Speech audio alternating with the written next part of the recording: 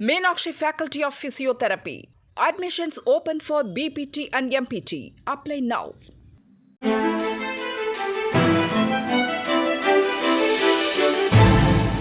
தட்டை, சீடை, முறுக்கு, ரிப்பன் போகடா, அதிரசம் என்ன வேணாலும் செய்யுங்க.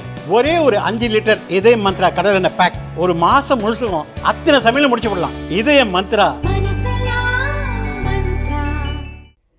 2026 சட்டசபை தேர்தலுக்கு முன்பாக திமுகவில் கட்சி ரீதியாக சில மாற்றங்கள் கொண்டுவர திட்டமிடப்பட்டுள்ளது. இளைஞர்களுக்கு முக்கியத்துவம் தரும் வகையில் இளைஞரணி செயலாளராக உள்ள உதயநிதியை துணை பொதுச் செயலாளராக நியமிக்க முடிவு செய்யப்பட்டுள்ளது. அதற்கு வசதியாக தலைமை கழக நிர்வாகிகள் மட்டத்தில் சில மாற்றங்கள் செய்யப்பட உள்ளது. கட்சியில் மூத்தவராக உள்ள அமைச்சர் துரைமுருகனிடமிருந்து பொதுச் செயலர் பதவி பறிக்கப்படும் என தெரிகிறது. உடல்நலம் காரணமாக கட்சி பணிகளிலிருந்து அவருக்கு ஓய்வளிக்க ஆலோசிக்கப்படுகிறது.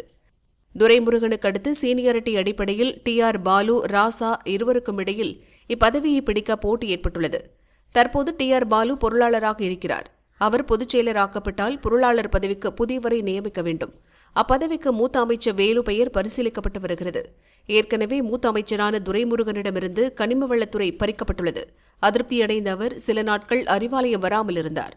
கட்சியின் பொதுச் செயலர் பதவியும் பறிக்கப்பட்டால் அவர் மேலும் அதிருப்தியடையக்கூடும் என்பதால் கட்சிக்கு தனியாக வழிகாட்டுக் குழு அமைக்கப்பட உள்ளது. அதில் துரைமுருகன், பொன்முடி, பெரியசாமி உள்ளிட்டோரை நியமித்து கௌரவப்படுத்த திட்டமிடப்பட்டுள்ளது. அதாவது கட்சியில் ஆளுமையுடன் இருக்கும் மூத்தவர்கள் ஓரங்கட்டப்படுவது போல தெரியாமல் இருக்க இந்த நடவடிக்கை எடுக்கப்படுகிறதாம். வழிகாட்டுக் குழு அமைத்து அதில் அவர்களை பொறுப்பாளர்களாக நியமிக்க திட்டமிடப்பட்டுள்ளது.